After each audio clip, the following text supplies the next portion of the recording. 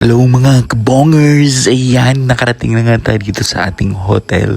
Juvens po. Ayan, dito po yan sa Wangsimni, Kansamida. Ayan. Yan, dito po yan sa South Korea. So, ito yung hotel natin. Ito yung room natin. Napakaganda.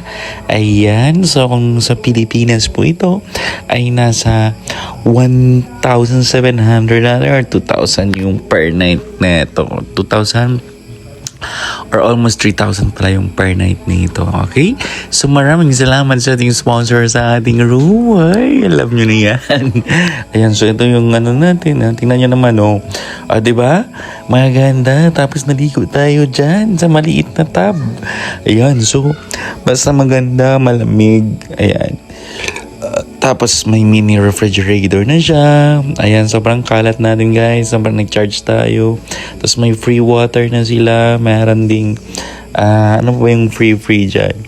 So, basta madaming free coffee. Tapos, free din yung alcohol, lotion, free po yan. So, hindi ko nadala kasi wala akong paglalagyan. So, yung ginawa ko, gamit ko na lang talaga siya. Sobrang bango. Grabe. So, gusto ko nga sanang dalhin talaga kasi sobrang bango niya. Ayan. So, maraming salamat, Juvens. Of course, ito yung room natin. Kansamida niyo ang sayo. Thanks, ka.